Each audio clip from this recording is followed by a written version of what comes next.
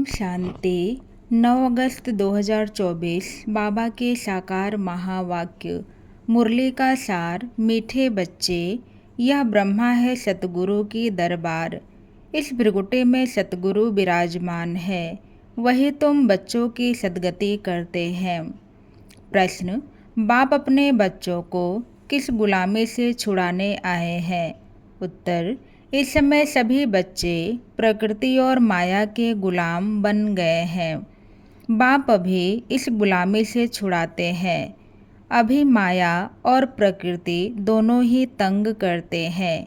कभी तूफान, कभी फैमन है। फिर तुम ऐसे मालिक बन जाते हो जो सारी प्रकृति तुम्हारी गुलाम रहती है। माया का वार भी नहीं होता। ओम शांति। मीठे मीठे रूहानी बच्चे समझते हैं कि सुप्रीम बाप भी है, सुप्रीम शिक्षक भी है। वह विश्व के आदि मध्य अंत का राज समझाते हैं। फिर सुप्रीम गुरु भी है। तो यह हो गई सतगुरु की दरबार। दरबार होती है ना, गुरु की दरबार। वह है सिर्फ गुरु की, सतगुरु है नहीं। श्री श्री 108 कहलाएंगे, सतगुरु लिखा हुआ नहीं होगा। वो लोग सिर्फ गुरु ही कहते हैं। यह है सतगुरु। पहले बाप, फिर टीचर, फिर सतगुरु। सतगुरु ही सद्गति देते हैं। सतयुग त्रेता में तो फिर गुरु होते नहीं, क्योंकि सब सद्गति में है। एक सतगुरु मिलता है तो बाकी सब गुरुओं का नाम खलास हो जाता है। सुप्रीम हुआ सब गुरुओं का गुरु। जैसे पतियों का पति कहते हैं ना, सबसे ऊंच होने के कारण ऐसे कहते हैं। तुम सुप्रीम बाप के पास बैठे हो किस लिए? बेहद का वर्षा लेने। यह है बेहद का वर्षा। बाप भी है तो शिक्षक भी है। और यह वर्षा है नई दुनिया, अमर लोक के लिए, वॉइसलेस वर्ल्ड के लिए। वॉइसलेस वर्ल्ड नई दुनिया को, विशेष वर्ल्ड पुरानी दुनिया को कहा जाता है। सतयुग को शिवालय कहा जाता है, क्योंकि शिव बाबा का स्थापन किया हुआ है। विशेष वर्ल्ड रावण की स्थापना है। अभी तुम बैठे हो सतगुरु की दरबार में। यह सिर्फ तुम बच्चे ही जानते हो। बाप ही शांति का सागर है। वह बाप जब आए तब तो शांति का वर्षा दे, रास्ता बताए। बाकी जंगल में शांति कहाँ से मिलेगी? इसलिए हार का मिसाल देते हैं। शांति तो आत्मा के गले का हार है। फिर जब रावण राज्य होता है तब अशांति होती है। उनको तो कहा जाता है सुख धाम, शांति धाम। वहाँ दुख की कोई बात नहीं। महिमा भी सदैव सतगुरु की करते हैं। गुरु की महिमा कभी सुनी नहीं होगी। ज्ञान का सागर वह एक ही बाप है। ऐसे कभी गुरु की महिमा सुनी है? नहीं। वह गुरु लोग जगत के पतित पावन हो नहीं सकते। वह तो एक ही निराकार बेहद के बड़े बाबा को कहा जाता है। तुम अभी संगम युग पर खड़े हो। एक तरफ है पतित पुरानी दुनिया, दूसरे तरफ है पावन नई दुनिया। पतित दुनिया में गुरु तो ढेर है।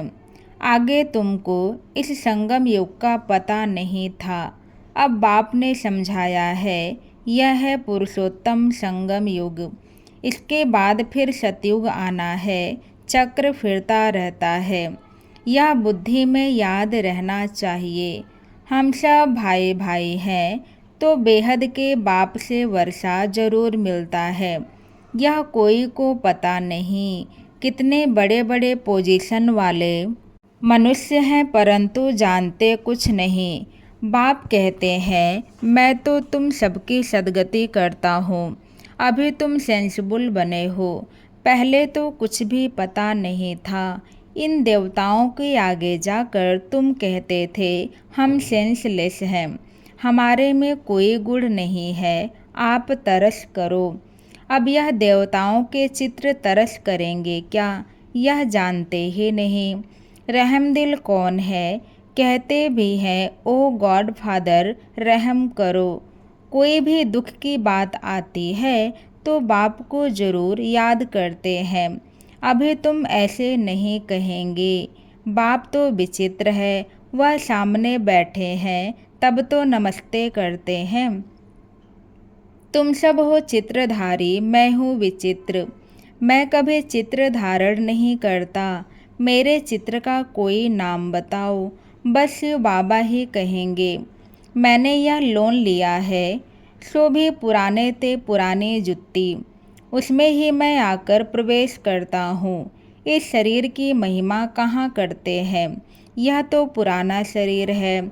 एडॉप्ट किया है तो महिमा करते हैं क्या? नहीं, यह तो समझाते हैं, यह तो समझते हैं ऐसे था, अब फिर मेरे द्वारा गोरा बन जाएगा।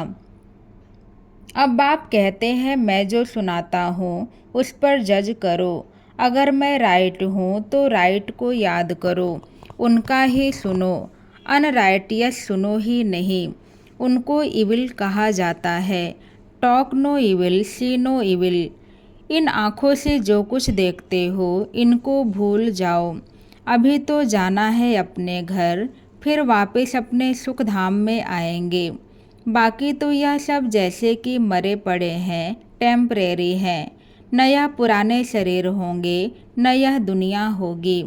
हम पुरुषार्थ कर रहे हैं नई दुनिया के लिए, फिर वर्ल्ड की हिस्ट्री जाग्राफी रिपीट होती है।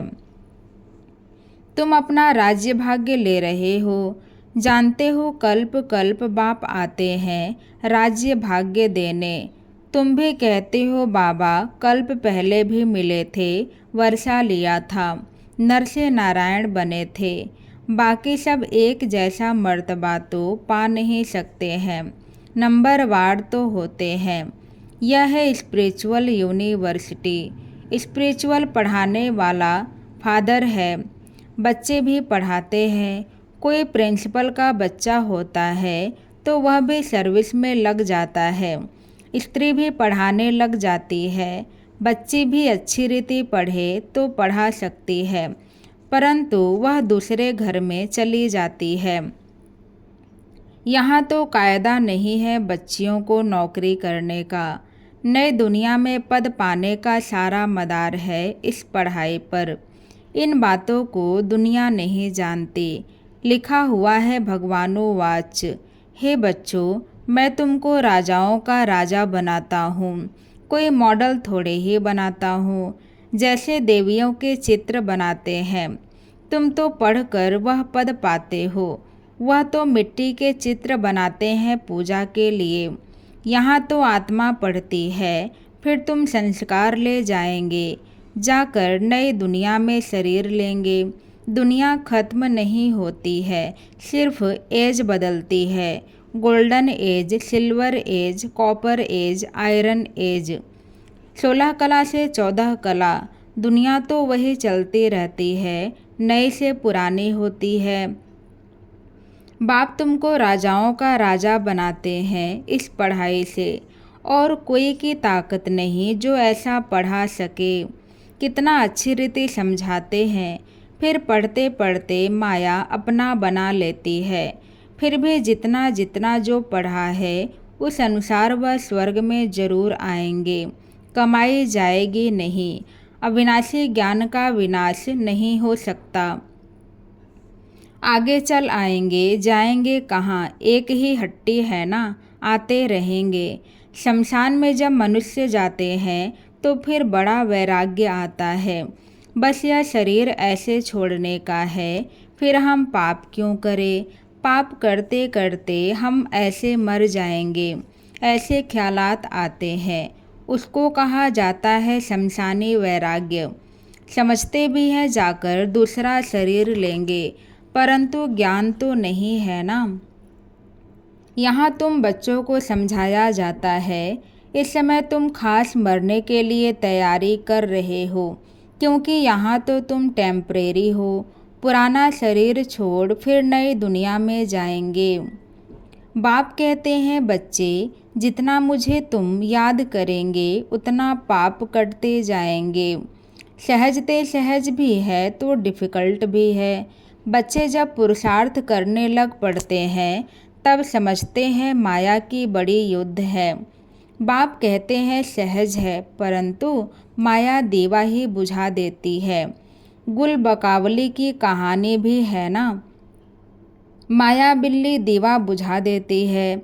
यहाँ सब माया के गुलाम हैं, फिर तुम माया को गुलाम बनाते हो। सारी प्रकृति तुम्हारी अदब में रहती है। कोई तूफान नहीं, फैमन नहीं, प्रकृति को गुलाम बनाना है। वहाँ कभी भी माया का वार नहीं होगा।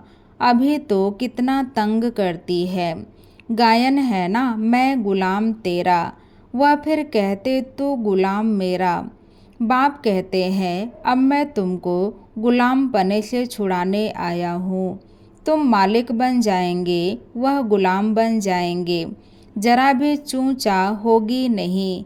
यह भी ड्रामा में नूंद है। तुम कहते हो बाबा माया बड़ा तंग करती है, सो क्यों नहीं करेगी। इसको कहा ही जाता है युद्ध का मैदान।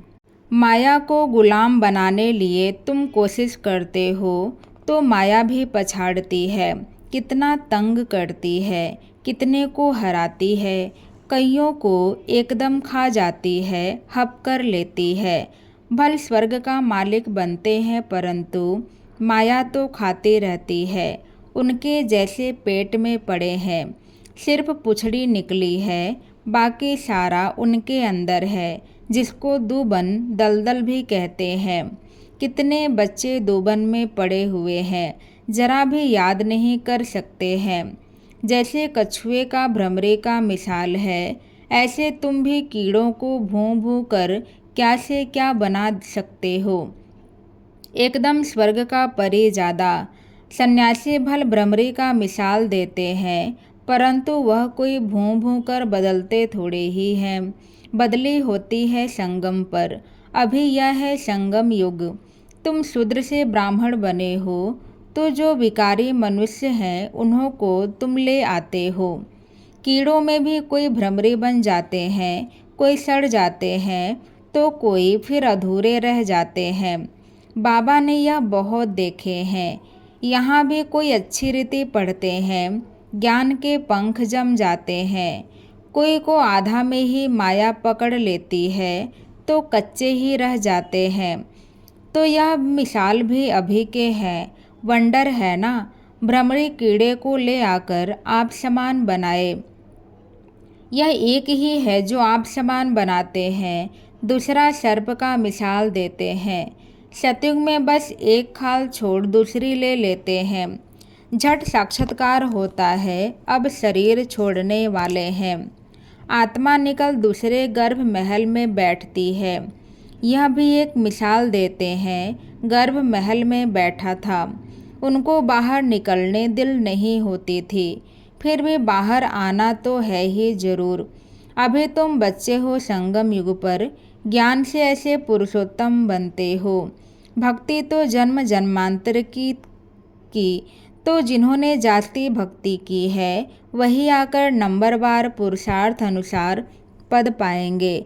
अभी तुम्हारी बुद्धि में सारा ज्ञान है, बाकी शास्त्रों का ज्ञान कोई ज्ञान नहीं है, वह तो है भक्ति। उनसे कोई सद्गति नहीं होती है। सद्गति माना वापस घर जाना, घर में कोई जाता नहीं। बाप खुद कहते हैं मेरे साथ कोई मिलता नहीं। पढ़ाने वाला साथ ले जाने वाला भी चाहिए ना। बाप को कितना ख्याल रहता है।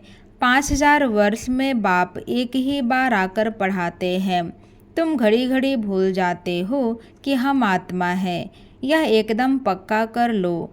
हम आत्माओं को बाप पढ़ाने आए हैं। इसको कहा जाता है स्पिरिचुअल नॉलेज। स्पिरिचुअल सुप्रीम रूह हम रूहों को नॉलेज देते हैं। संस्कार भी आत्मा में रहते हैं। शरीर तो खत्म हो जाता है, आत्मा अविनाशी है। तो यह ब्रह्मा की भृगुटी है सतगुरु का दरबार। यह इस आत्मा का भी दरबार है। फिर सतगुरु ने भी आकर इनमें प्रवेश किया है। इनको रथ भी कहते हैं, दरबार भी कहते हैं। तुम बच्चे स्वर्ग के गेट खोल रहे हो श्रीमत पर। जितना अच्छी रीति पढ़ेंगे उतना सतयुग में उच्च पद पाएंगे, तो पढ़ना चाहिए। टीचर के बच्चे तो बहुत होशियार होते हैं, परंतु कहते हैं ना, घर की गंगा का रिगार्ड नहीं। बाबा का देखा हुआ है, सारे शहर का किचड़ा गंगा में पड़ता है, फिर उनको पतित पावनी कहेंगे। मनुष्यों की बुद्धि देखो कैसी हो गई है, देवियों को सजाकर पूजा आदि कर फिर डुबो देते हैं। कई तो उस पर पांव रखकर भी डुबोते हैं। बंगाल में पहले रिवाज था, किसी का प्राण निकलने पर होता था तो उनको झट गंगा पर ले जाते थे। वहाँ पानी में डाल हरि बोल कर मुख में पानी डालते रहते थे, ऐसे प्राण निकाल देते थे। वंडर है ना। अभी तुम बच्चों की बुद्धि में उतराई चढ़ाई का पूरा ज्ञान है, नंबरवार पुरुषार्थ अनुसार। अच्छा, मीठे मीठे सिखी लदे बच्चों प्रति माता पिता बाप दादा का याद प्यार और गुड मॉर्निंग। रूहानी बाप की रूहानी बच्चों को नमस्ते। हम सब रूहानी बच्चों की तरफ से रूहानी बाप दादा को याद प्यार गुड मॉर्निंग नमस्ते। धारणा के लिए मुख्य सार। पहले पॉइंट, बाप जो सुनाते हैं वही सुनना है और जज करना है कि राइट क्या है। राइट को ही याद करना है, अनराइटियस बात को न सुनना है, न बोलना है, न देखना है। दूसरा, पढ़ाई अच्छी रीति पढ़कर अपने को राजाओं का राजा बनाना है। इस पुराने शरीर और पुरानी दुनिया में अपने को टेम्परेरी समझना है। आज का वरदान, एकाग्रता की शक्ति से परवश स्थिति को परिवर्तन करने वाले अधिकारी आत्मा भव। ब्राह्मण अर्थात अधिकारी आत्मा कभी किसी के परवश नहीं हो सकती, अपने कमजोर स्वभाव संस्कार के वश भी नहीं, क्योंकि स्वभाव अर्थात स्वप्रति और सर्व के प्रति आत्मिक भाव है, तो कमजोर स्वभाव के वश नहीं हो सकते। और अनादि आदि संस्कारों की स्मृति से कमजोर संस्कार भी सहज परिवर्तन हो जाते हैं। एकाग्रता की शक्ति परवश स्थिति को परिवर्तन कर मालिकपन की स्थिति की सीट पर सेट कर देती है। आज का स्लोगन, क्रोध ज्ञानेतु आत्मा के लिए महाशत्रु है। क्रोध ज्ञानेतु आत्मा के लिए महाशत्रु है। ओम शांति।